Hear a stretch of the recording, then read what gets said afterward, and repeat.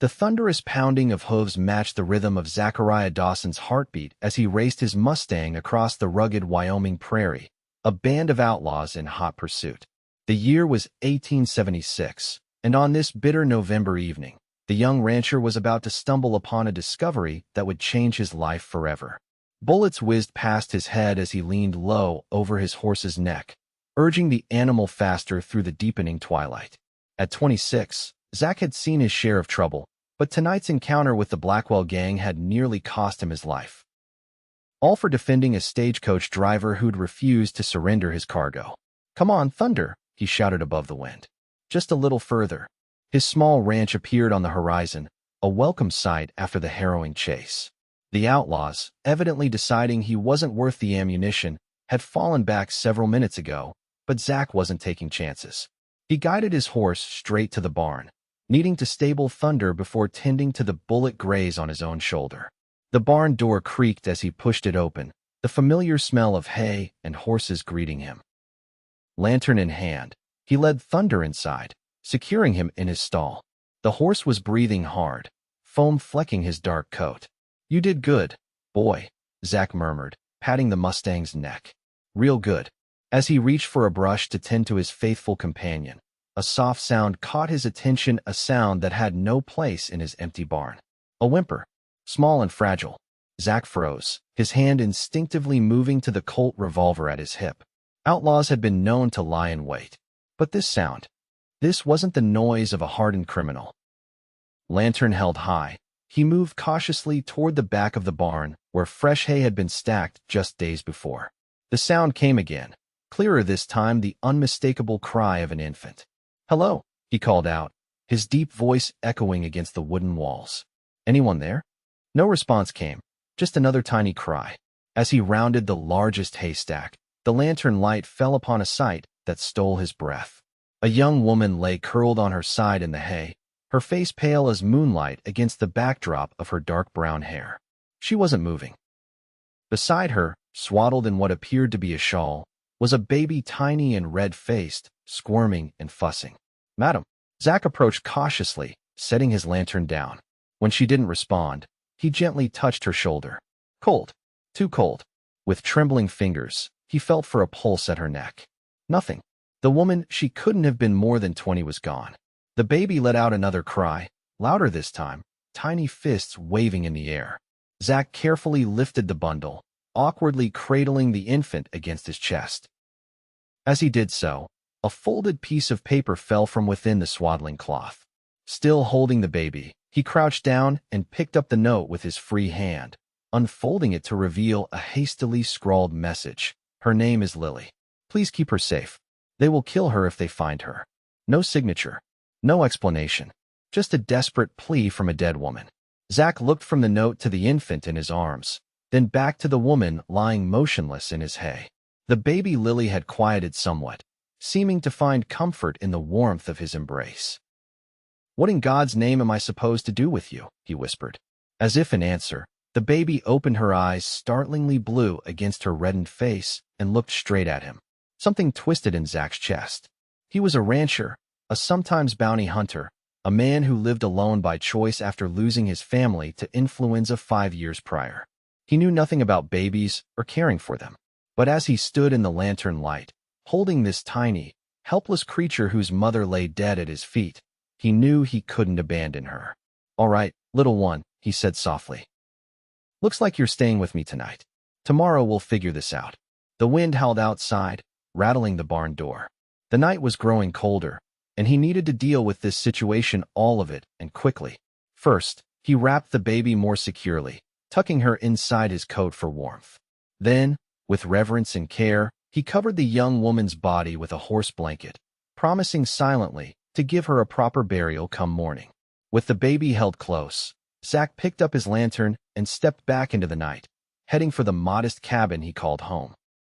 He had no idea what events had brought this woman and her child to his barn, or who might be pursuing them, but one thing was clear: a dying mother had entrusted her child to whoever found her, and fate had determined that person would be Zachariah Dawson. As he crossed the short distance to his cabin, he looked down at the tiny face peeking out from his coat. I don't know the first thing about babies, he admitted. But I promise you this, Lily, I'll keep you safe. Inside the warmth of his cabin, Zach laid the baby gently on his bed, surrounding her with pillows to prevent her from rolling. His mind raced as he stoked the fire in the hearth, adding extra logs to combat the November chill. What did babies eat? How often? What did they need? His nearest neighbor, Martha Wilson, had children grown now, but surely she would know what to do. But her homestead was 5 miles away, and he couldn't leave the baby alone to fetch her, nor could he ride there tonight with an infant. As if sensing his dilemma, Lily began to cry a hungry, desperate wail that tore at something deep inside him. "Shoo, it's all right," he tried, awkwardly patting her small form. "I'll figure this out." In his cupboard, he found a small bottle of cow's milk he'd purchased in town just yesterday. It wasn't much, but it might sustain her until morning. He warmed it slightly by the fire. Then, using a clean cloth dipped in the milk, he managed to feed the hungry infant, who eagerly sucked the liquid from the fabric. "There you go," he said, relief washing over him as her cries subsided. "That's better, isn't it?" As the night deepened, Zach found himself doing something he hadn't done in years: praying. He prayed for guidance, for the soul of the young mother in his barn, and for the tiny life now dependent upon him. When morning finally broke, painting the eastern sky with streaks of gold and pink, Zach had made his decision. He would ride to the Wilson homestead with the baby, seek Martha's help, and then inform the sheriff in Sweetwater about the deceased woman. Someone somewhere must be missing her, someone who might claim her child. Yet even as he formulated this plan, a protective instinct he hadn't known he possessed flared within him. The note had been clear: someone wanted this child dead. Until he understood why, perhaps it was best if Lily's existence remained a secret. After another makeshift feeding, Zach carefully bundled Lily against the morning chill, fashioning a sling from a clean shirt so he could carry her while keeping his hands free. Then, with solemn purpose, he returned to the barn to tend to the woman who had given her life to protect her child. He found a spot beneath a towering cottonwood tree near the creek that bordered his property. The ground was hard with the approach of winter, but he managed to dig a proper grave, lining it with a blanket before gently lowering the woman's body into the earth. He had searched her clothing for any identification, but found nothing: no letters, no photographs, nothing to indicate who she was or where she'd come from. "I don't know your name," he said as he stood over the grave, hat in hand, "but I give you my word that your daughter will be cared for. She'll be safe with me until I can find her rightful family, if that's what's best for her." After marking the grave with a simple wooden cross, Zach gathered the supplies he would need for the ride to the Wilson homestead. Lily slept against his chest, her small weight a constant reminder of the responsibility he had assumed. As he saddled Thunder, a movement on the horizon caught his eye. Riders, 3 of them, approaching fast from the direction of town. Something about their determined pace sent a chill down his spine. Instinctively, Zach retreated to the shadow of the barn door, watching as the men drew closer. He didn't recognize them, but their manner alert, weapons visible, suggested they weren't making a social call. "Remember what I promised," he whispered to the sleeping infant. "I'll keep you safe." With swift decision, Zach abandoned his original plan. Instead of heading to the Wilsons, he would take the hidden trail through the foothills, a longer route to town, but one that would allow him to avoid the approaching riders. Whatever trouble had found the baby's mother had now found its way to his doorstep. And Zachariah Dawson had no intention of becoming its next victim, nor of failing in the promise he'd made to a desperate mother and her innocent child. As he mounted Thunder and urged him toward the back trail, Zach couldn't have known that his life had just been set on a course that would lead him not only into danger, but toward a love he had never expected to find again. The hidden trail wound through stands of pine and aspen, following a narrow creek that eventually joined the larger river flowing past Sweetwater. Zach rode cautiously, one hand on the reins, the other supporting Lily, who remained mercifully quiet against his chest. Every few minutes, he glanced behind them, watching for signs of pursuit. The 3 riders had reached his cabin by now, no doubt searching the property. Would they find the fresh grave? The note? Had he left any evidence of the baby's presence? The morning grew warmer as the sun climbed higher, and Zach stopped briefly to check on his tiny charge. Lily's face was flushed, her eyes open and staring up at him with what seemed like curiosity. She would need proper feeding soon. The cloth dipped in milk had been a desperate measure, not a solution. Just a little longer, he told her, adjusting her swaddling. We'll find help in town. But even as he spoke the words, doubt crept in. The town of Sweetwater was small, with limited resources. Sheriff Holloway was a good man, but direct and by the book. If Zach arrived with an infant and a story about a dead woman with no identity, the law would take over. The baby would be made a ward of the county, perhaps sent to an orphanage in Cheyenne or beyond. And if someone was truly hunting this child, as the note suggested, how long before they tracked her to whatever institution took her in? No, he needed a different plan. He needed someone who could help him care for Lily while he figured out who was after her and why. Someone discreet, compassionate, and not prone to gossip. A name came to mind: Penelope Calloway, the new schoolteacher who had arrived in Sweetwater just last spring. Miss Calloway was educated, capable, and lived alone in the small cottage behind the schoolhouse. More importantly, she had shown herself to be kind-hearted, often caring for the children of miners and ranchers when illness or hardship struck their families. Zach had spoken with her only a handful of times, usually during town gatherings or when he delivered firewood to the school at the town council's request. She was reserved but warm, with intelligent green eyes that seemed to see more than most. She wasn't like the other single women in town who made their interest in the eligible rancher known through baked goods and batting eyelashes. Miss Calloway treated him with the same gentle courtesy she extended to everyone. Decision made, Zach altered his course. Instead of heading directly into Sweetwater, he would circle around to approach the schoolhouse from the west, hopefully avoiding detection. By midday, the modest white schoolhouse came into view, set apart from the main street of Sweetwater by a grove of cottonwoods. Beyond it stood the teacher's cottage, smoke rising from its chimney despite it being Saturday. Zach dismounted at the edge of the trees, surveying the area for any sign of the mysterious riders. Seeing none, he approached the cottage, Lily beginning to fuss against his chest. His knock was answered promptly by Penelope Calloway herself, her auburn hair neatly pinned back, a book in hand.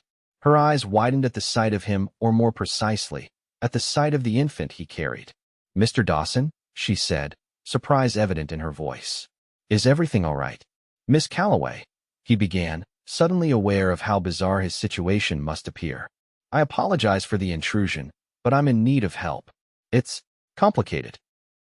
Her gaze moved from his face to the squirming bundle against his chest.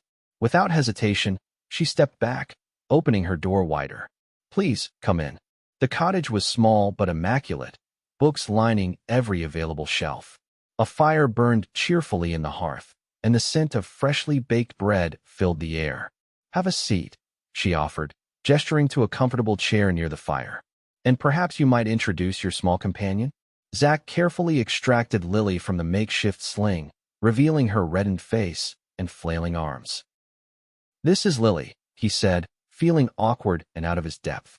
"And well, she's not mine. At least, not by birth." Miss Calloway's eyebrows rose, but her expression remained composed. "I see. And her mother?" "Dead," Zach said bluntly, then winced at his lack of tact. "I found her in my barn last night. The woman, I mean. She had the baby with her and a note asking whoever found them to keep the child safe." To her credit, the schoolteacher didn't gasp or exclaim.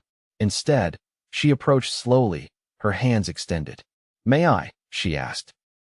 Grateful beyond words, Zach handed the increasingly distressed infant to her. Miss Calloway took Lily with practiced ease, cradling her expertly against her shoulder.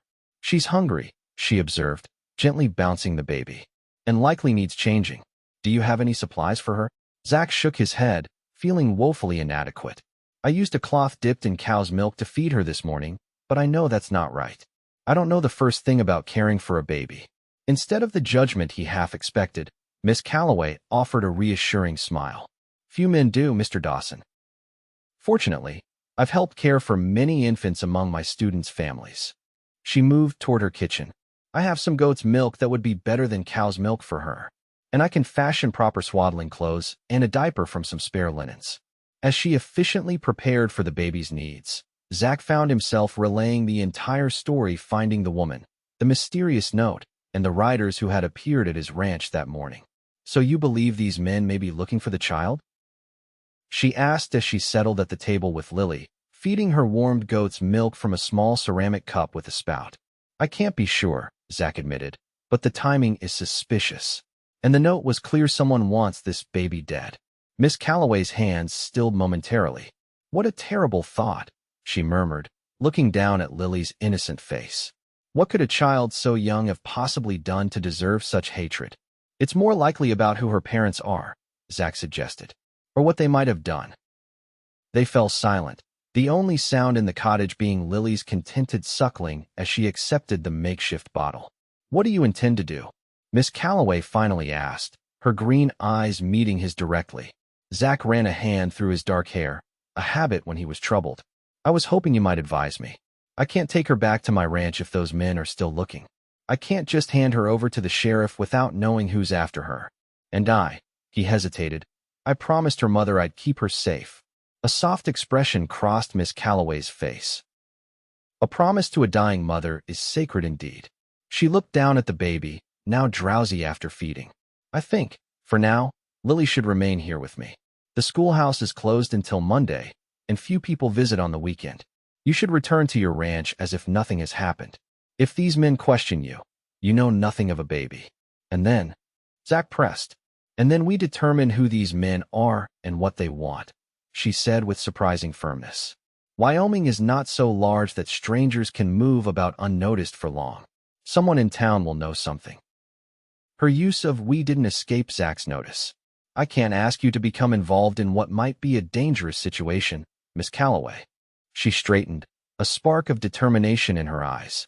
"You didn't ask, Mr. Dawson. I'm offering. Besides, it appears I'm already involved."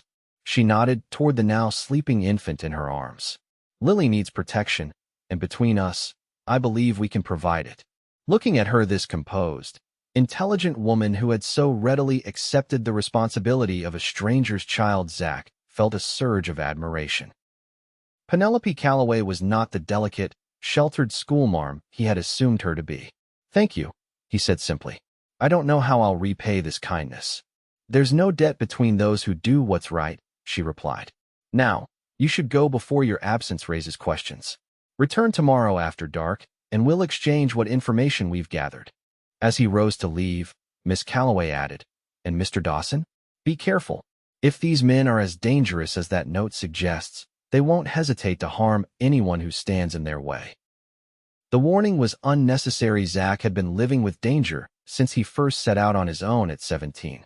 But the concern in her voice touched something in him, a spot he'd thought long since hardened over.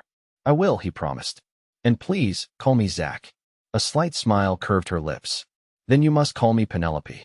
With a nod, he placed his hat back on his head and stepped toward the door. Before leaving, he turned back for one last look at Lily, peacefully sleeping in Penelope's arms. Whatever storm was coming, they would weather it together for the sake of a child who deserved a chance at life and the mother who had died to give her that chance. The ride back to his ranch gave Zach plenty of time to think. Who was the woman in his barn? Where had she come from? And most importantly, who wanted her child dead? These questions circled in his mind as thunder carried him along the hidden trails, avoiding the main road. As he approached his property from the rear, he slowed, scanning the area carefully. No horses were tethered outside his cabin. No smoke rose from the chimney other than what remained from his own fire. The barn door stood half open, just as he'd left it. Cautiously, he dismounted and secured Thunder in a small clearing, approaching the ranch on foot. Years of hunting had taught him to move silently, to observe before acting. He circled the property, noting signs that the riders had indeed searched thoroughly. Boot prints in the soft earth near the creek, a barrel overturned behind the barn, the door to his root cellar left ajar. Most concerning was the disturbed earth near the cottonwood tree. They had found the grave. Anger surged through him at this violation.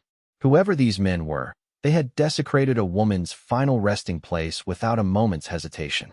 When he was certain the ranch was empty, Zach retrieved Thunder and properly stabled him, then entered his cabin. Inside, everything had been searched, drawers pulled out, his meager belongings scattered across the floor. They had been looking for something specific, or someone. Methodically, he restored order to his home, all the while considering his next move. If the riders returned, he needed to appear ignorant but not suspicious. He would claim to have been hunting in the foothills, a common enough activity for him that no one would question it. As for the grave, he would say only that he had found a woman dead in his barn, assumed she was a traveler caught in the cold, and buried her as any decent man would. He knew nothing of a baby or a note. The lie sat uncomfortably with him. Zachariah Dawson had always prided himself on his honesty, but Lily's safety depended on his ability to deceive. For her sake, he would become the best liar in Wyoming territory. That evening, as darkness fell, the riders returned. Zach was ready for them, sitting on his porch cleaning his rifle when they approached three hard-faced men, their eyes cold as the November air. "Evening, gentlemen," he called as they reined in before his cabin. "Something I can help you with?" The leader, a tall man with a scar running down one side of his face, studied him with narrowed eyes. "Name's Burke. My associates and I are looking for a woman. Young, dark-haired, traveling with a child." Zach kept his expression neutral, continuing to work on his rifle. "Haven't seen anyone matching that description." Burke dismounted, approaching the porch with deliberate steps. "That's so? Because we found a fresh grave on your property. Dug it up too. Young woman, just like I described." Fighting to control his anger at their callous treatment of the dead, Zach set his rifle aside and met Burke's gaze steadily. "Found her in my barn yesterday morning. Already gone. No child with her, just a woman who'd apparently sought shelter and died in the night. I buried her proper, as any Christian would." "Mighty considerate of you," Burke said, his tone suggesting he believed otherwise. "And you didn't think to notify the law?" "Planned to ride into town today, but spent longer hunting than I intended. Sheriff can't do anything for the dead that a decent burial hasn't already provided." The two men stared at each other, neither willing to back down. Finally, Burke spoke again. "This woman, she's wanted for theft. Stole something valuable from my employer. We need to recover it." "What kind of something?" Zach asked, maintaining his facade of innocent curiosity. "That's not your concern, rancher. But if you come across a bundle about this big," Burke indicated with his hands, "wrapped in a blue shawl, you let us know. There's a reward." The description of Lily's swaddling was precise enough to confirm Zach's suspicions. These men weren't concerned with any stolen property, they were hunting the baby herself. "I'll keep an eye out," Zach promised, the lie bitter on his tongue. Burke studied him a moment longer, then gave a curt nod. "We're staying at the Silver Dollar in town. Anyone finds this property should bring it directly to me." With that, the three men mounted their horses and rode away, leaving Zach on his porch with a mind full of darker questions than before. What kind of men would hunt an infant? And what could possibly make a baby so valuable or so dangerous that her own mother would die to protect her? One thing was certain: he needed to warn Penelope. These men were methodical and ruthless, and their search wouldn't end with his ranch. Waiting until the riders were well away, Zach prepared for another journey to town. This time, he wouldn't use the hidden trails. Instead, he would ride openly to Sweetwater, establish his presence at the general store and perhaps the saloon, creating witnesses to his movements before slipping away to the schoolhouse. The plan worked better than he'd hoped. Not only did he make his purchases at Hanson's general store with deliberate sociability, but he also encountered Sheriff Holloway himself on the boardwalk outside. "Dawson," the lawman greeted him with a nod. "Don't often see you in town twice in 1 week." Zach adjusted the sack of supplies over his shoulder. "Ran out of coffee and ammunition. Bad timing with winter coming on." The sheriff's gaze was shrewd beneath the brim of his hat. "Noticed some strangers in town. 3 of them, staying at the Silver Dollar. They happened to pay you a visit?" "Matter of fact, they did," Zach confirmed, deciding that partial honesty was safer than complete deception with Holloway. "Said they were looking for a woman who stole something. Found a body in my barn yesterday, young woman. Already dead when I discovered her. They seemed mighty interested." Sheriff Holloway's expression darkened. "And you didn't think to report finding a dead woman on your property?" "Was heading to do just that today," Zach replied smoothly. "Gave her a Christian burial yesterday. Came to town to inform you today." The sheriff clearly had reservations about this explanation. "These men say what was stolen?" "No, just that it was valuable." Holloway adjusted his gun belt, a habit when he was considering something troubling. "I don't like strangers bringing their problems to my town, Dawson. These men, They didn't show any official papers, didn't come to me before conducting their search. That tells me they're either bounty hunters working outside the law or something worse. My thoughts exactly, Zach agreed. Keep your eyes open, the sheriff advised. And next time you find a body, notify me before you start digging, understood? Zach nodded, grateful that the conversation hadn't delved deeper. After parting ways with Holloway, he made a point of visiting the saloon for a single whiskey, exchanging greetings with several townsfolk before declaring his intention to return to his ranch before nightfall. Instead, once darkness had settled over Sweetwater, he tethered Thunder behind the livery stable and made his way cautiously to the schoolhouse. Lights glowed warmly in the windows of the cottage beyond, a beacon in the growing cold. Penelope answered his soft knock immediately, as if she'd been waiting near the door. Her face showed relief at the sight of him. "Thank goodness," she said, ushering him inside. "I was beginning to worry." The cottage was warm and smelled of something savory cooking on the stove. In a makeshift cradle fashioned from what appeared to be a drawer lined with blankets, Lily slept peacefully. "How is she?" Zach asked, moving to check on the infant. "Remarkably well, considering her circumstances," Penelope replied, returning to the stove to stir whatever was cooking. "She's eating well, sleeping between feedings, and seems content when awake. She's a remarkably good-natured baby." Zach found himself smiling at the sleeping child. In just one day, Lily had somehow carved out a place in his heart, her tiny existence becoming precious to him in a way he hadn't anticipated. "And you?" he asked, turning to Penelope. "Any trouble? Any visitors?" She shook her head, wiping her hands on her apron. "None. But I did learn something interesting from Mrs. Hanson when she delivered some items I'd ordered from the store." Zach raised an eyebrow, waiting for her to continue. "Apparently, these 3 men arrived in town 4 days ago. They claimed to be representatives of a wealthy Denver businessman whose daughter had run away with valuable family heirlooms. They showed a photograph of a young woman to several people in town, asking if she'd been seen. Did Mrs. Hanson see this photograph?" "She did."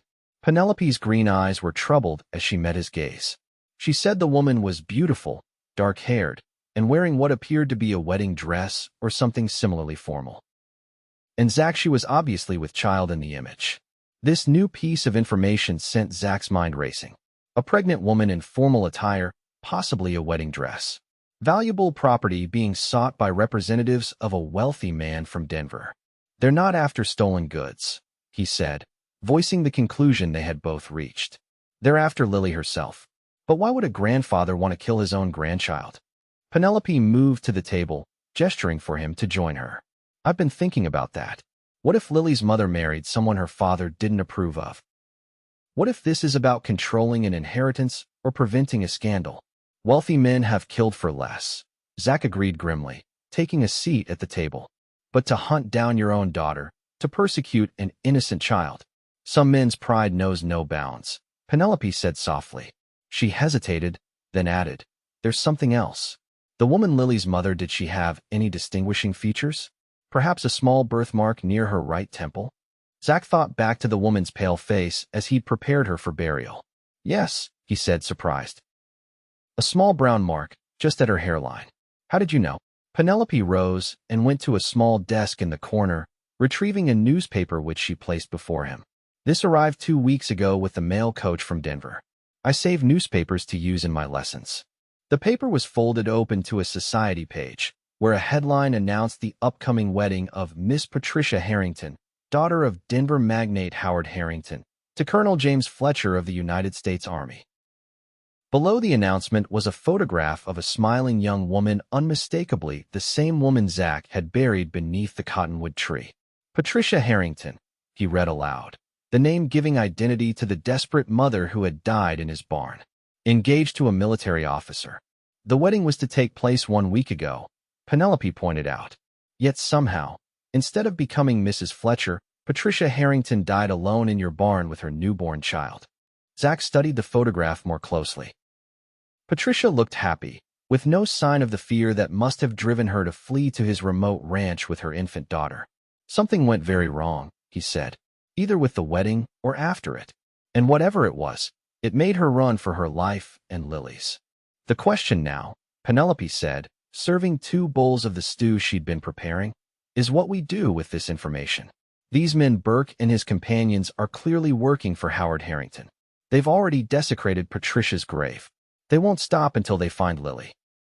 Zach accepted the bowl gratefully, realizing he hadn't eaten since morning. We need to know why, he said firmly. Why would a grandfather want his grandchild dead? What happened between Patricia's engagement and her death?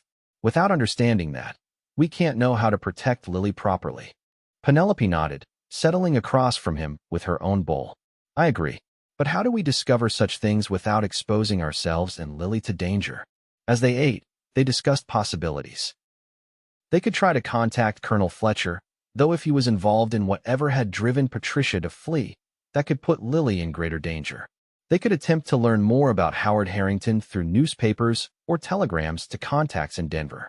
Or they could confront Burke directly, though that option carried the most risk.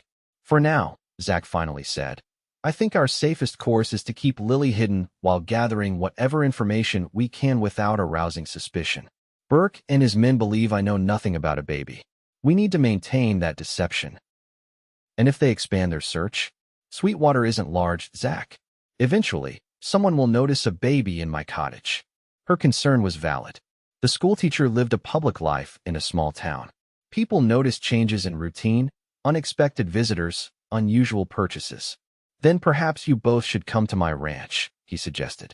It's remote, defensible, and no one would think to look for Lily there now that they've already searched it. Penelope considered this, her expression thoughtful.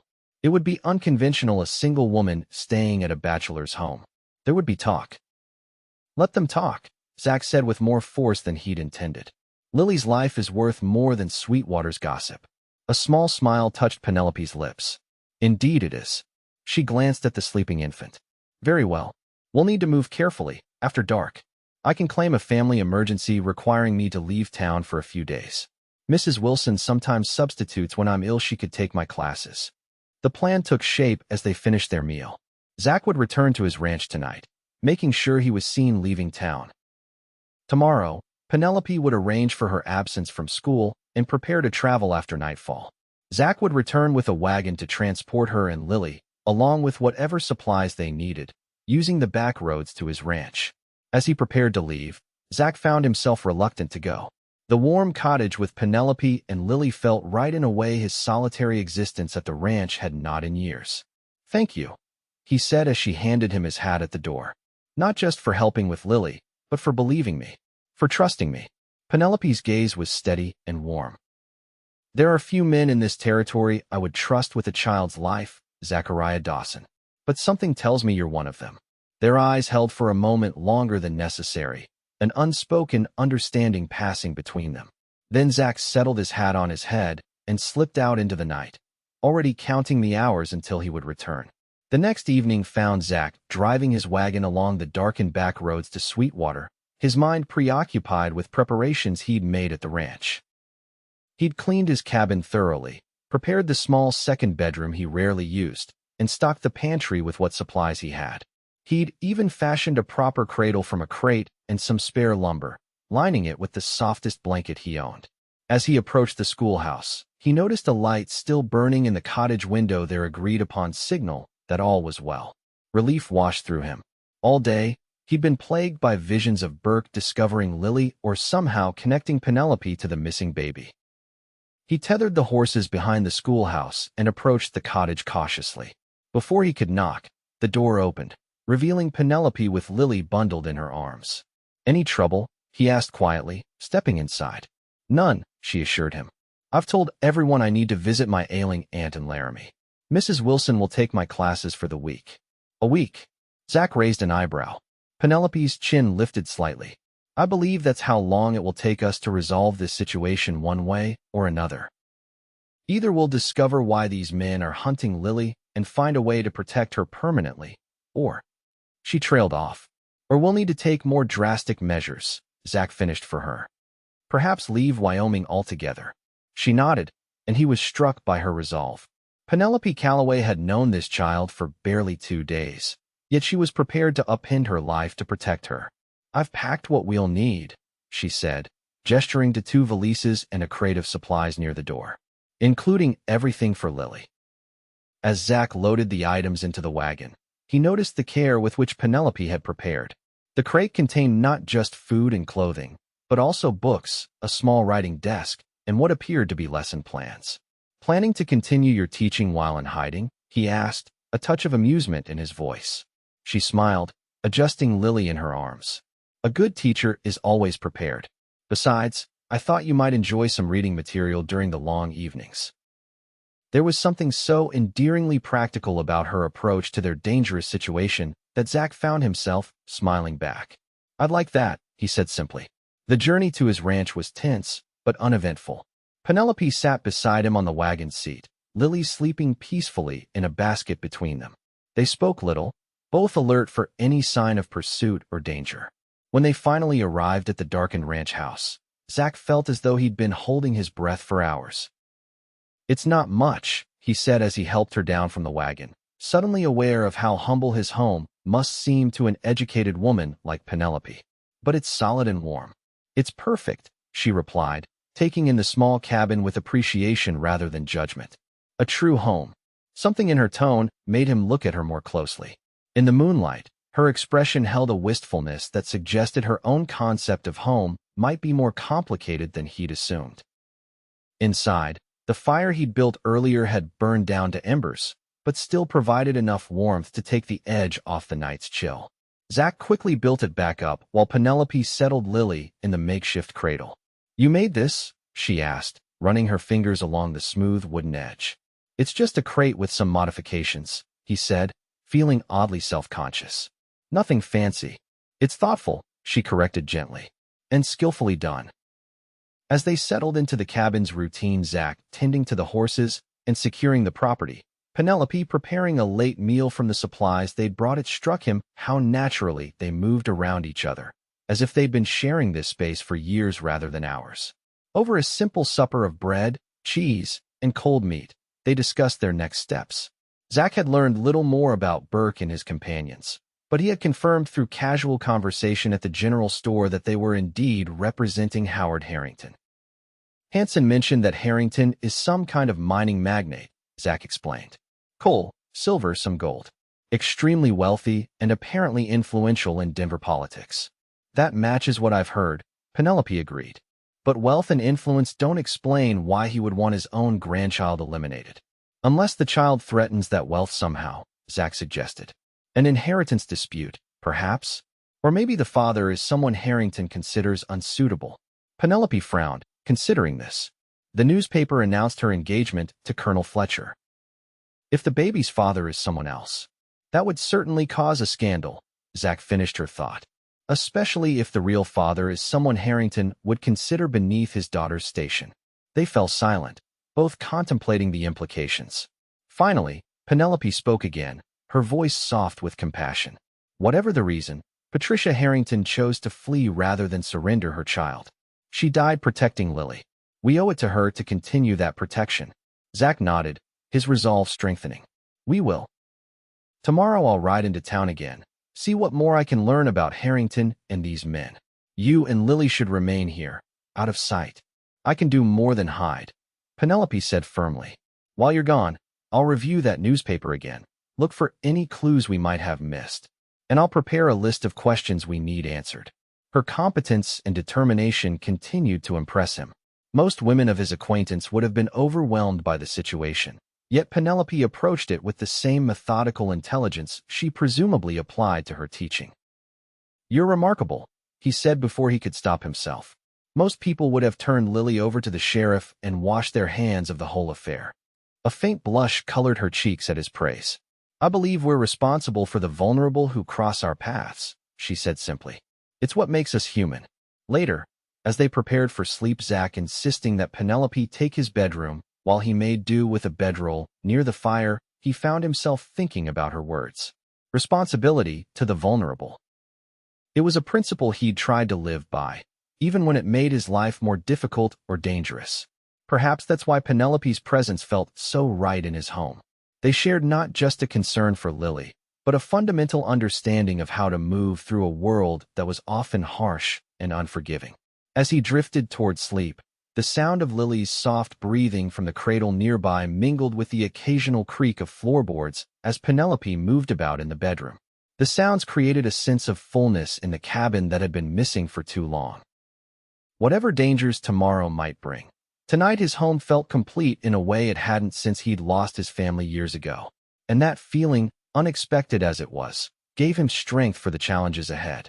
The next morning dawned clear and cold, the November sun doing little to warm the frost-covered landscape. Zach woke to the unfamiliar but welcome sound of movement in his kitchen, the soft clink of pots, the crackle of the fire being stoked, and the gentle murmur of Penelope's voice as she spoke to Lily. For a moment, he simply listened, reluctant to break the spell of domesticity that had transformed his solitary cabin. Then Lily let out a loud, demanding cry, and he smiled to himself as he rose from his bedroll. "Good morning." Penelope greeted him, looking remarkably composed despite what must have been a broken night's sleep with an infant. She had Lily cradled in one arm while she attempted to prepare coffee with the other. "Here, let me," Zach offered, moving to take over the coffee preparation. "Did she keep you up much?" "Only twice," Penelope replied, bouncing Lily gently to soothe her cries. "She's hungry now, I think.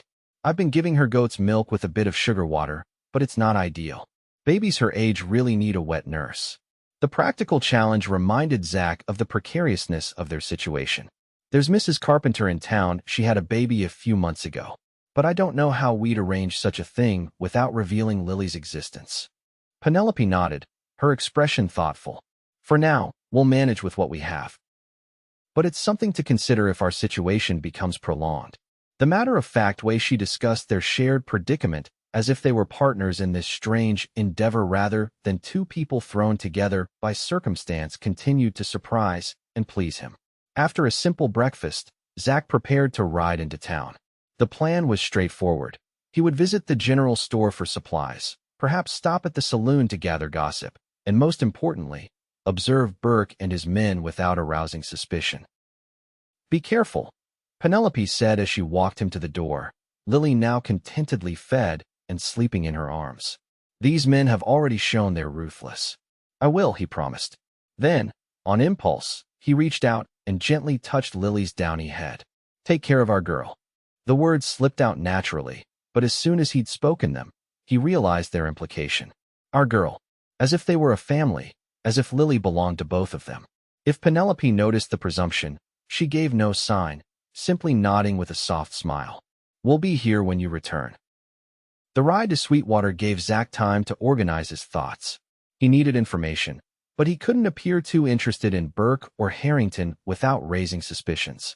He'd have to be casual, rely on the natural gossip of a small town to provide what he needed. The general store was his first stop, where Hanson greeted him with his usual friendliness. "Back so soon, Dawson? Must be stocking up for winter." "That's right," Zach agreed. Selecting items he actually needed: coffee, flour, ammunition, as well as a few things for Penelope and Lily that he hoped wouldn't seem suspicious. "Heard there might be snow coming." Hanson nodded sagely. "Almanac says we're in for a hard winter." "Speaking of hard, those fellows staying at the Silver Dollar were in here earlier, asking more questions about that woman you found." Zach kept his expression neutral as he examined a bolt of flannel fabric, wondering if it would be suitable for baby clothes. "Oh, what kind of questions?" "Wanted to know if anyone in town had recently taken in a child or purchased unusual amounts of milk or baby things. Seems they're convinced the woman had a baby with her." "Interesting," Zach commented, deciding to purchase the flannel after all. "Did they say why they're so interested in finding this child?" Hanson leaned across the counter conspiratorially. "According to Burke, the woman Harrington's daughter wasn't right in the head. Ran away from an asylum where her father had placed her for her own good. They're worried the baby might be in danger from exposure or neglect." The lie was clever, Zach had to admit. Who wouldn't want to help find a baby supposedly at risk from the elements or an unstable mother? "Seems odd they didn't involve the sheriff from the start if they're so concerned," Zach observed. Hanson shrugged. "Rich folks have their own ways of handling things. Don't like their business becoming public knowledge, especially when it involves madness in the family." As Hanson wrapped Zach's purchases, he added, "Oh, I almost forgot. Burke left a reward notice." He reached beneath the counter and produced a handbill, which he pushed across to Zach. The notice was simple but effective. $50, a substantial sum for information leading to the recovery of Patricia Harrington's child. The baby was described as female, newborn, possibly wrapped in a blue shawl. Anyone with information was to contact Mr. Burke at the Silver Dollar Hotel immediately. $50, Zach whistled, feigning impressed surprise. That's quite a reward. Enough to make people look twice at any baby they come across, Hanson agreed. Though I can't say I've seen any strangers with infants in town recently. Zach paid for his purchases, including the handbill in his casual conversation. Well, if I hear anything, I'll let Burke know. Wouldn't want a baby out in this weather, especially with snow coming. His next stop was the Silver Dollar, where he hoped to observe Burke and his companions directly. The hotel's small saloon was relatively quiet at midday, with only a few patrons nursing drinks at scattered tables. Burke wasn't present, but Zach recognized one of his associates, a weasel-faced man with a pronounced limp, sitting alone near the window. Ordering a whiskey, Zach positioned himself at the bar where he could observe without being obvious. The barkeeper, a talkative man named Donovan, was only too happy to share what he knew about the strangers. 3 of them, staying in our best rooms, he confided as he polished glasses. Paying in cash, drinking good whiskey, not the rot gut. Burke's the leader, that's clear enough. The other 2 limping fellow by the window is Jenkins, the quiet one's named Roth. They defer to him in everything. Professional men, then, Zach commented. Not just hired guns. Donovan nodded. Burke has the look of a Pinkerton about him, though he hasn't claimed the association. My guess is they're private investigators employed by this Harrington fellow. Rich man's problems require rich man's solutions. The conversation was interrupted when the saloon doors swung open and Burke himself entered, accompanied by the 3rd man, Roth, a broad-shouldered, silent type whose eyes constantly scanned the room. Burke nodded to his companion at the window, then noticed Zach at the bar. Recognition flashed across his scarred face. Dawson, he acknowledged, approaching. Any news about our missing property? Zach shook his head, taking a careful sip of his whiskey. Nothing. But Hanson showed me the reward notice. $50 might shake loose some information if there's any to be had. Burke studied him with calculating eyes. Indeed. I'm sure if anyone in this town knows anything, the prospect of such a sum will loosen their tongue. There was a subtle threat in his tone, a suggestion that secrets would not remain secret for long. Money's a powerful motivator, Zach agreed mildly, though so is doing the right thing.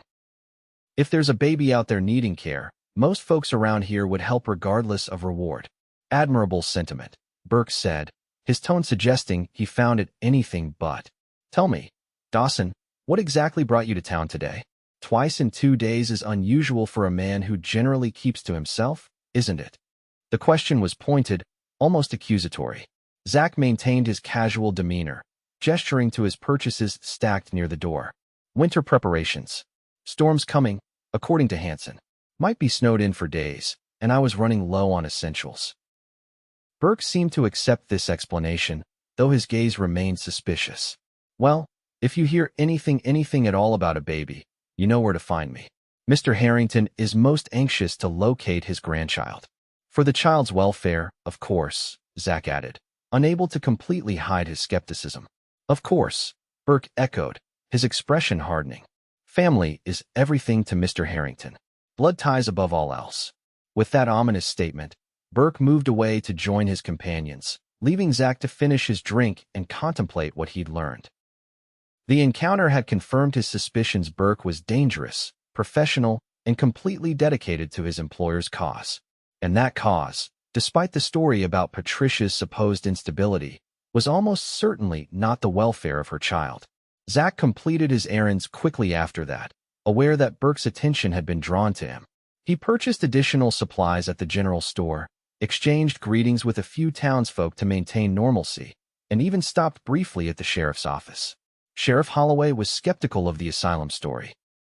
Convenient explanation for a young woman running away, he commented when Zach mentioned it. Makes everyone look for a madwoman instead of asking why a wealthy young lady might flee from her family in the first place. You don't believe it? Zach asked. Holloway shrugged. Doesn't matter what I believe. These men haven't broken any laws in my jurisdiction yet. but I'll be keeping an eye on them.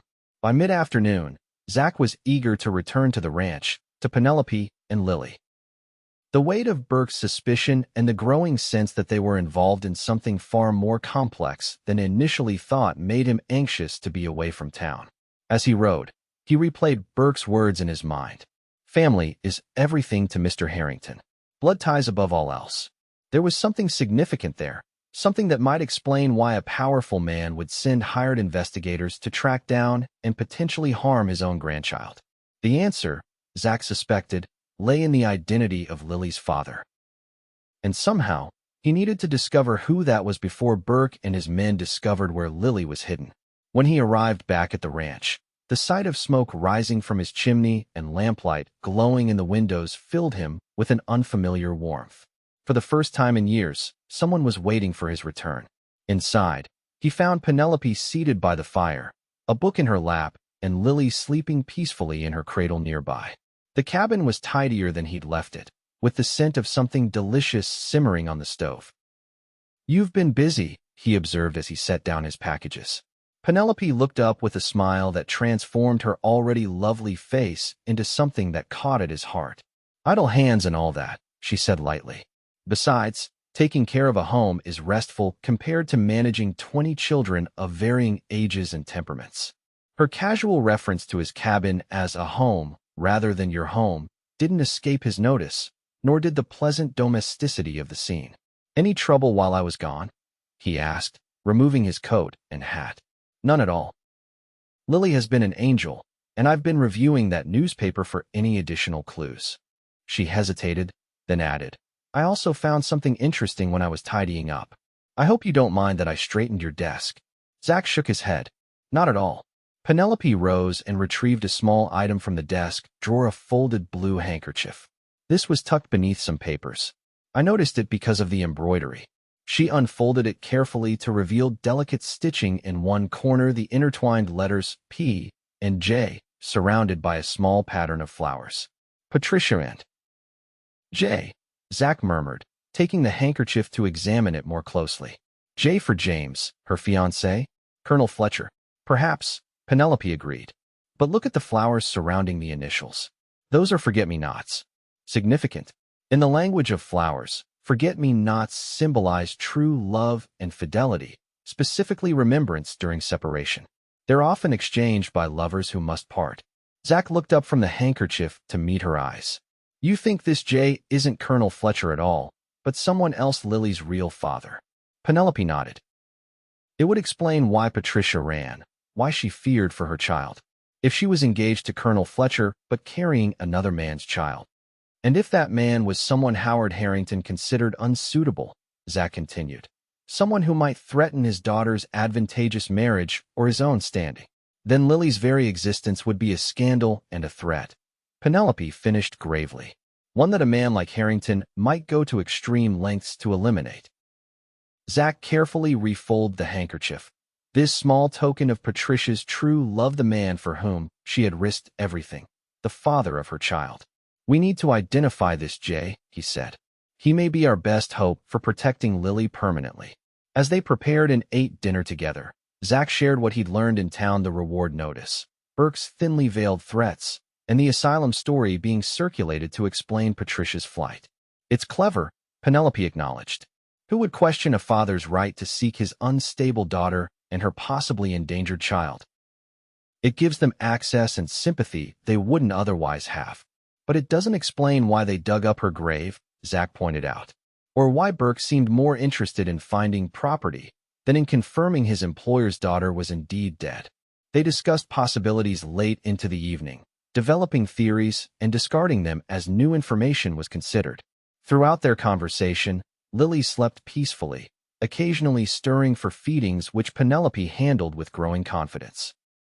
Watching her with the infant, her gentle hands, her soft voice, the natural way she cradled Lily against her shoulder, Zach found himself imagining a future he hadn't dared consider since losing his family.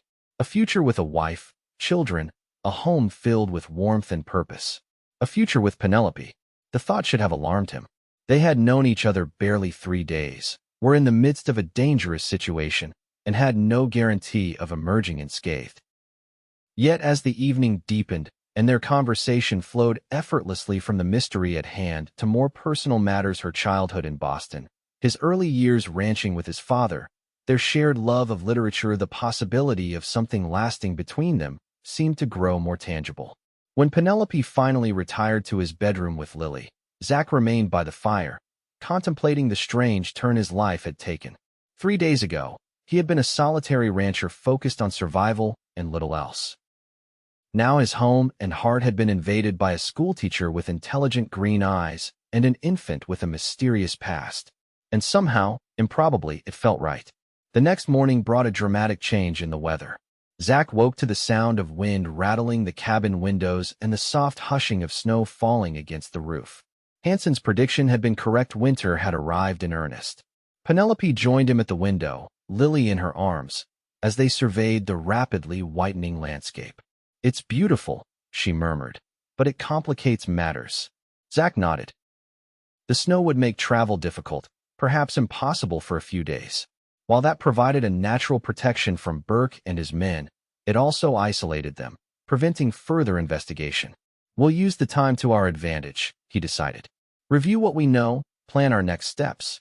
And I'll need to secure additional provisions if this storm lasts." Despite the serious circumstances, there was something almost idyllic about the day that followed. With the world outside muffled by snow, the cabin became a sanctuary of warmth and unexpected contentment. Zach tended to the livestock, ensuring the animals had extra feed and unfrozen water. Penelope organized their supplies, prepared meals, and cared for Lily with a natural grace that made the domestic routine seem like a dance they'd practiced for years. In the afternoon, they sat before the fire while Lily napped, reviewing Patricia's newspaper announcement and the mysterious embroidered handkerchief for any additional clues. "The initials are our best lead," Penelope said, examining the delicate stitching again. "But J could be anyone: John, James, Joseph, or Jeremiah, Jacob, Joshua," Zach added. "Without more information, it's just a letter." Penelope frowned thoughtfully. "What if we approach this differently? Instead of trying to identify J directly, what if we try to determine why Howard Harrington would object so strongly to him as a son-in-law?" "Assuming he is the objection," Zach cautioned.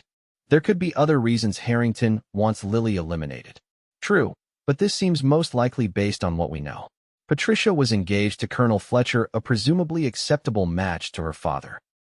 She becomes pregnant by another man, flees her wedding, and dies trying to protect her child from her father's agents." Zach nodded slowly. "So we're looking for someone Harrington would consider wholly unsuitable, someone whose connection to his daughter and claim to his grandchild would be so objectionable that he'd rather see the child dead than acknowledge it." "Exactly. Given Harrington's position as a mining magnate, what kinds of men would he most object to?"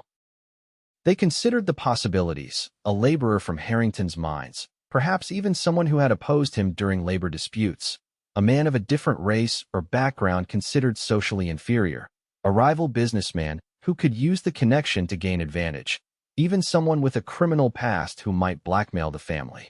"Without more specific information, we're just guessing," Zach finally admitted, frustration evident in his voice.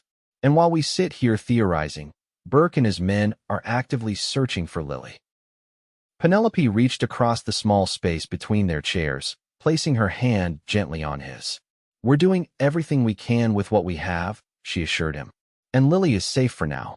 The snow will keep Burke in town for at least a day or two." Her touch was warm and reassuring, her green eyes filled with a steadfast confidence that calmed his restlessness. Without thinking, Zach turned his hand beneath hers, interlacing their fingers. "Thank you," he said quietly, "for being here, for helping with Lily, for everything." Color rose in Penelope's cheeks, but she didn't withdraw her hand.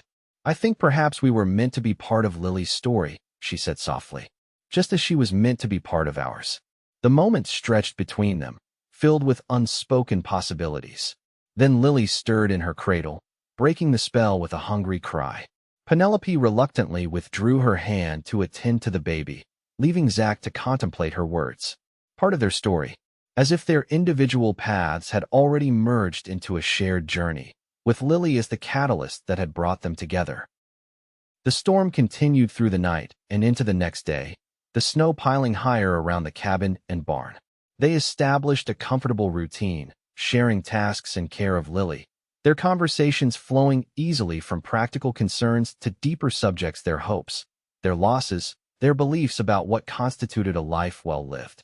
By the evening of the second day, as they sat before the fire with Lily sleeping contentedly between them, Zach realized he had never felt more at peace despite the danger that still lurked beyond their snowy sanctuary. There was something about Penelope's presence that made his solitary cabin feel truly like a home: her quiet laughter, her thoughtful observations, the gentle way she moved through his space, as if she belonged there. "What will you do when this is over?" he asked suddenly. "When we've resolved Lily's situation one way or another?" Penelope looked up from her mending. She was altering one of his old shirts to make proper clothing for Lily, her expression contemplative. "I suppose I'll return to teaching," she said after a moment. "It's what I know, what I'm trained for." "Is it what you want, though?" Zach pressed, surprised by his own boldness. "To go back to exactly the same life you had before?" She set her sewing aside, considering his question with the seriousness it deserved. "No," she finally admitted. "These past days have changed me in ways I hadn't expected. The life I had before seems incomplete now." Hope stirred in Zach's chest at her words. "Because of Lily?" Penelope met his gaze directly, her eyes reflecting the firelight and something deeper, more personal. "Not only because of Lily," she said softly. Before Zach could respond, a sound from outside caught his attention: the distant but unmistakable approach of horses struggling through deep snow. He was on his feet instantly, moving to the window where he carefully peered through a gap in the curtains. Through the swirling snow, he could make out 3 figures on horseback approaching the ranch from the main road. "Burke," he said grimly, "and his men. They've braved the storm." Penelope was already gathering Lily, wrapping her securely against the cold. "How did they know to look here again?" "They already searched your property." "Someone must have talked," Zach said, reaching for his rifle. "Or they're desperate enough to recheck every possibility." "What do we do?" Penelope asked, her voice steady despite the fear evident in her eyes. Zach quickly assessed their options. The storm provided cover but also limited escape routes. The barn might offer temporary hiding, but the men would surely search it thoroughly this time. The root cellar, he decided. It's accessible from inside the house, and they've already searched it once. It's the last place they'd look again. Moving quickly, Zach opened the trapdoor hidden beneath a small rug in the kitchen. A ladder led down to the root cellar, a small underground room where he stored preserved foods and root vegetables for the winter. "It will be cold," he warned as he helped Penelope down the ladder, "but not freezing. Stay absolutely quiet, no matter what you hear above." Penelope nodded, clutching Lily close to her chest. "What about you?" "I'll confront them directly. Act surprised by their return, cooperate with their search. They have no reason to suspect you're here. The snow has covered any tracks, and nothing in the house suggests a woman's presence except." He glanced around quickly, noticing the feminine touches Penelope had added to his sparse living space: her shawl draped over a chair, the book she'd been reading left open on the table, Lily's makeshift clothing drying near the fire. There was no time to hide at all. The riders were drawing closer. "Stay hidden until I come for you," he instructed, passing down extra blankets and a lantern. "If I haven't returned by morning, there's a tunnel leading from the cellar to the creek bed. It was dug by the previous owner, a station on the Underground Railroad before the war. Follow it to safety and don't look back."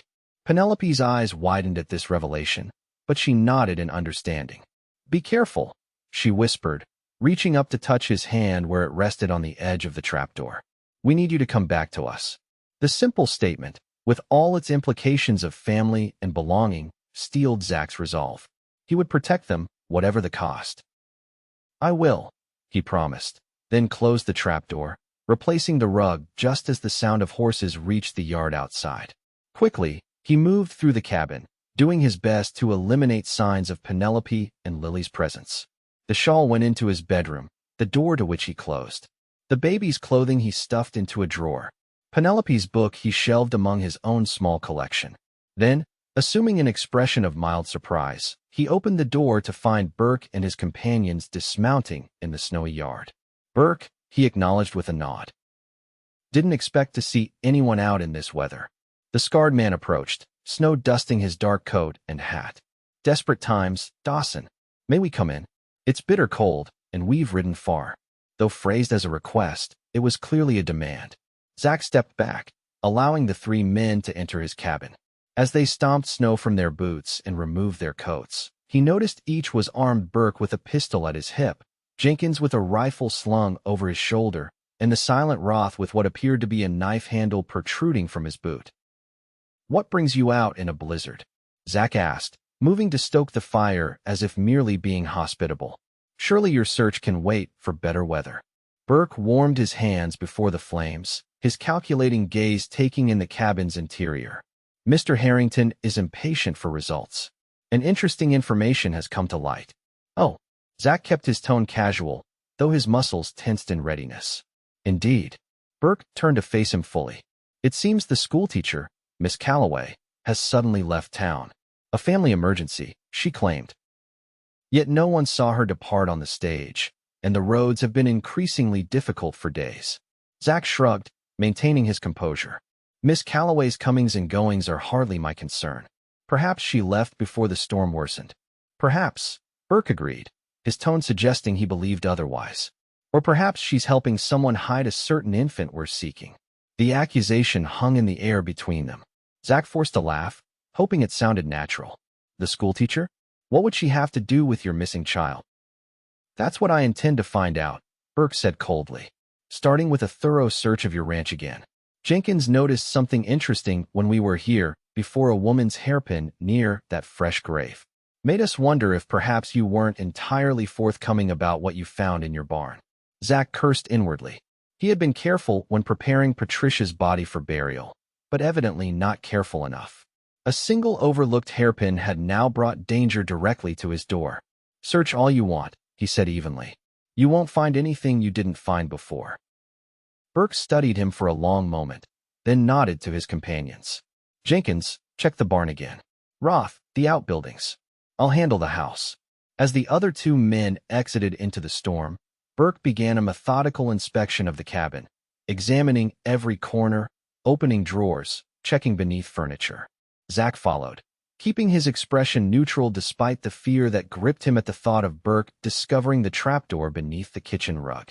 "You live simply," Burke commented as he moved through the space, "but comfortably. A man could raise a family here with the right woman." "Never found the right woman," Zach replied, the lie bitter on his tongue when thoughts of Penelope filled his mind. Burke paused at the closed bedroom door. "Mind if I look in here?" "Help yourself." The bedroom was sparse but neat, thanks to Penelope's tidying. Burke examined it carefully, checking under the bed and inside the small wardrobe. He paused at the bedside table, picking up something Zach couldn't immediately see. When he turned, he held the blue embroidered handkerchief, the one piece of evidence they had overlooked. "Interesting," Burke said, fingering the delicate stitching. "P&J.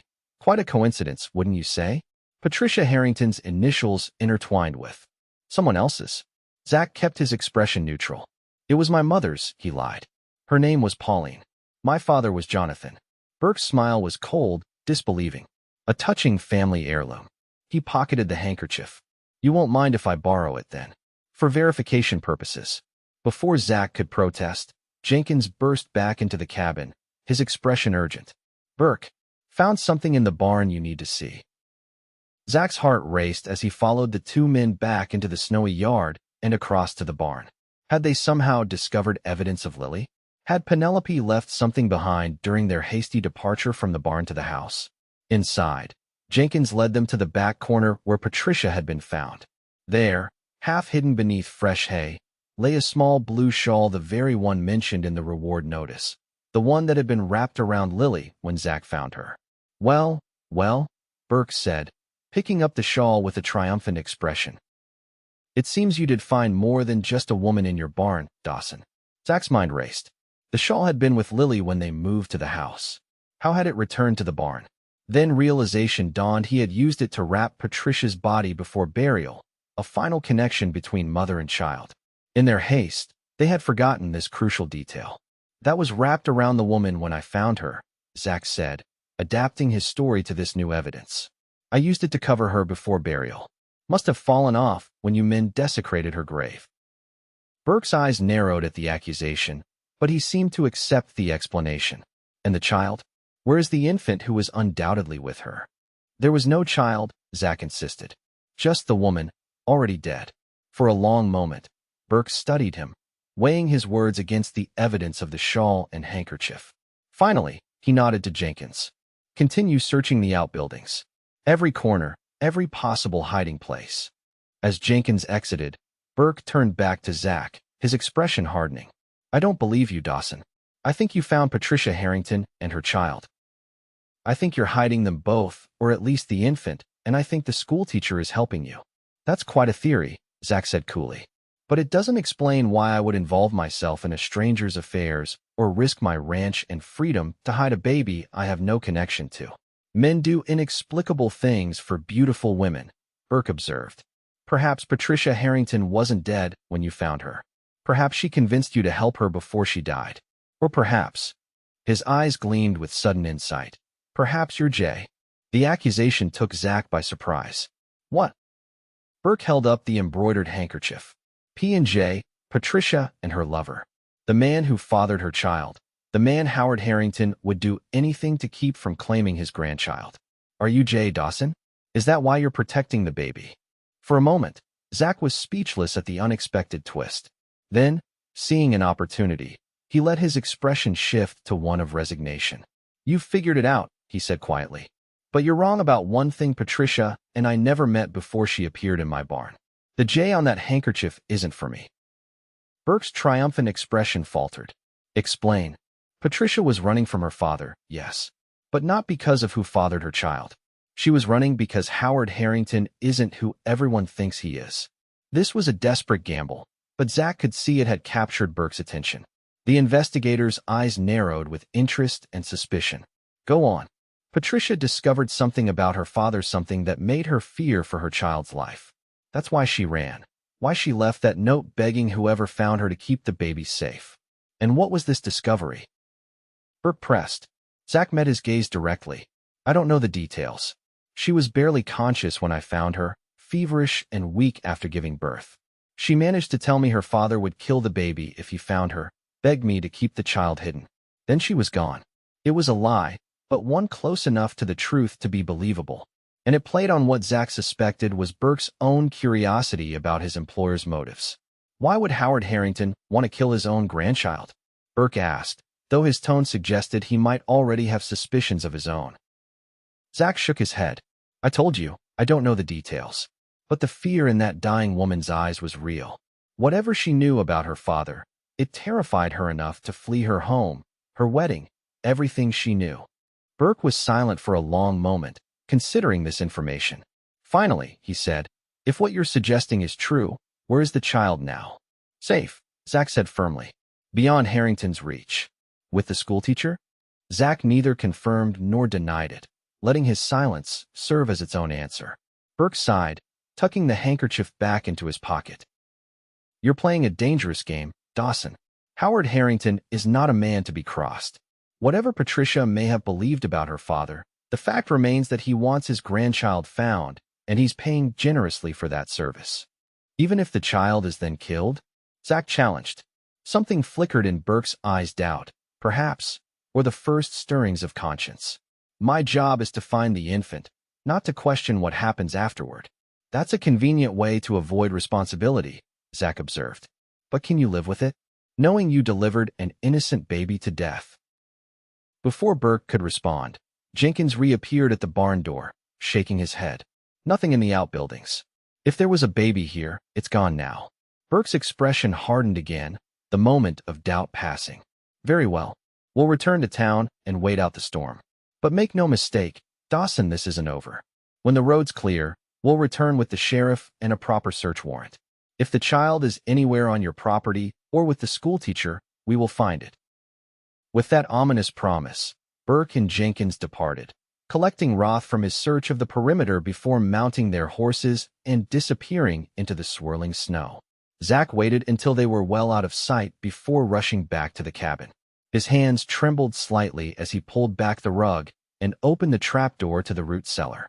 Penelope, he called softly. They're gone. It's safe now.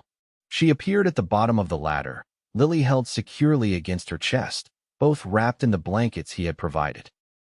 Her face was pale in the lantern light, but her eyes were clear and determined. I heard everything, she said as he helped her up the ladder. Burke suspects the truth. Not all of it, Zach said, closing the trapdoor behind them. But enough to be dangerous. They'll be back once the storm passes, possibly with the sheriff. Penelope moved to the fire, unwrapping Lily to check on her. The baby was awake but quiet, her blue eyes wide as she stared up at the adults who held her fate in their hands. What do we do now? Penelope asked, the question encompassing not just their immediate dilemma, but the larger challenge of protecting Lily long-term. Zach's mind was already racing with possibilities. We need to leave before they return. Take Lily somewhere beyond Harrington's reach while we continue to search for answers, specifically the identity of Jay and what Patricia discovered about her father that made her so afraid. Where would we go? Penelope asked, practical even in crisis.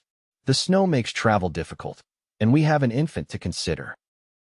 My brother has a ranch near Laramie, Zach said, the plan forming as he spoke. It's a 3-day journey in good weather, longer in these conditions, but he would shelter us without question. And from there, we could potentially travel to Denver itself. Denver? Penelope looked startled. Where Harrington himself is based. Zach nodded. Sometimes the safest place to hide is in plain sight. And Denver is where we're most likely to discover the truth about Patricia, her father, and the mysterious Jay. As they discussed the logistics of their journey, supplies needed, the best route to take, how to care for Lily during the difficult travel, Zach was struck again by Penelope's resilience and quick thinking. She approached each challenge methodically, offering solutions he hadn't considered and anticipating problems before they arose. You're remarkable, he said when they had finalized their plans for departure the following morning. Most women would be overwhelmed by all this. Penelope smiled, a gentle curve of lips that transformed her serious face. I've never been most women, I'm afraid. My father always said I was too practical for my own good, too independent for a proper Boston lady. I'm grateful for both those qualities, Zach said sincerely, and for your courage in helping Lily and me. They were seated before the fire, Lily sleeping between them in her cradle. The storm continued to rage outside, but inside the cabin was warm, secure in these final hours before they would venture into an uncertain future. I've been thinking about what Burke said, Penelope said after a comfortable silence. About the J on the handkerchief. Could it be Colonel Fletcher himself? James Fletcher. Zach considered this. It's possible. Perhaps their engagement wasn't as troubled as we assumed. Perhaps Fletcher is Lily's father, and Harrington's objection lies elsewhere. But then why would Patricia run from her wedding? And why would Harrington hunt his grandchild if the father was his daughter's fiancé, a man he had apparently approved of? Unless, Zach said slowly, the wedding itself was a cover. What if Fletcher wasn't the man Harrington believed him to be? What if Patricia discovered something about her fiancé that made her flee? Penelope's eyes widened at this new possibility. Or what if Fletcher discovered something about Harrington? Something that threatened Patricia and the baby. They were piecing together a puzzle with too many missing pieces, creating theories based on fragments of evidence and speculation. Yet with each possibility they explored, Zach felt they were drawing closer to a truth that would explain why a dying mother had left such a desperate plea. Please keep her safe.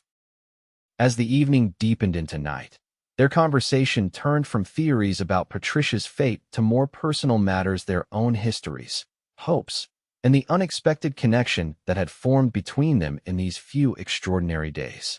I never thought I'd have a family again, Zach admitted as they prepared for what might be their last night of relative safety. After losing my parents and younger sister to influenza, I closed that door in my heart. It was easier to be alone than to risk that kind of loss again. Penelope's expression was one of deep understanding. I know something of that kind of closing off. My fiancé died in the war at Gettysburg. Afterward, I devoted myself to teaching, convinced that educating children was a safer way to leave a legacy than loving and potentially losing again. And now? Zach asked. The question weighted with unspoken meaning. Her gaze met his, steady and clear. Now I find those closed doors opening, despite all my careful guards against it. Lily has awakened something in me, a capacity for love I thought I'd buried with William. She hesitated, then added softly, and you, Zachariah Dawson, have reminded me that courage isn't just for battlefields and emergencies. Sometimes the greatest courage is in allowing oneself to hope again. The honesty of her words, the vulnerability in her expression, moved something deep within Zach. Without conscious thought, he reached across the space between them, taking her hand in his. "Whatever happens tomorrow or the days after," he said, his voice rough with emotion, "I'm grateful that Lily led you to my door. These few days have shown me what my life could be, what I want it to be, if we survive this." Penelope's fingers tightened around his, her green eyes bright in the firelight. "Then let's make sure we survive it," she said with a determination that matched his own. "For Lily's sake and for ours." That night, as Zach lay on his bedroll before the fire, having insisted again that Penelope take the bedroom, he found himself planning not just for their immediate safety, but for a future he had never dared imagine. A future with Penelope and Lily, a family restored from the ashes of loss and danger. It was a hope worth fighting for, worth any risk or sacrifice. And as sleep finally claimed him, Zach made a silent vow to the child sleeping peacefully in her cradle and the woman who had so unexpectedly captured his heart. He would protect them both, no matter the cost. Dawn broke clear and cold, the storm having passed during the night. The world outside the cabin was transformed, a pristine blanket of white covering the landscape, trees bowed under the weight of snow, the sky above a brilliant blue that promised fair weather for their journey. They prepared quickly, packing only what was essential: food, warm clothing, supplies for Lily. Zach readied the horses, choosing his most reliable mount for Penelope and Lily to ride, while he would lead them on Thunder. "The snow will slow us," he explained as they loaded the saddlebags, "but it will also cover our tracks. With luck, Burke won't realize we've gone until he returns with the sheriff, and by then we'll have a significant head start." Penelope nodded, adjusting the sling she had fashioned to carry Lily securely against her chest during the ride. She looked different this morning, still the composed schoolteacher he had come to admire, but with a new resolve in her bearing, a readiness for whatever challenges lay ahead. "I've been thinking about our destination," she said as she checked Lily's swaddling one final time. "Your brother's ranch provides immediate safety, but eventually we'll need more information about Harrington and this mysterious Jay. Perhaps before going to Denver, we should consider alternatives." "What did you have in mind?" Zach asked, securing the last of their supplies. "Colonel Fletcher. If he truly was engaged to Patricia, he might know what drove her to flee. And as a military man, he would have resources and connections that could help protect Lily." It was a logical suggestion, one Zach had considered himself. If we can locate him, yes. But approaching Fletcher carries its own risks. If he's somehow complicit in Harrington's plans, then we'll be walking directly into danger. Penelope finished grimly. "It's a gamble, but one we may need to take. First, however, we need to reach safety. One step at a time." Her practical approach continued to impress him. Despite the fear that must be churning beneath her composed exterior, Penelope remained focused on solutions rather than dwelling on dangers. As they prepared to depart, Zach took one last look at the cabin that had been his solitary home for so long. In just a few days, it had transformed from a place of loneliness and loss into a sanctuary of unexpected warmth and hope. With a last promise to protect this new life he'd willingly taken on, he mounted his horse and they set off together into the bright, cold morning, a makeshift family united by fate and circumstance, determined to carve out a future against all odds.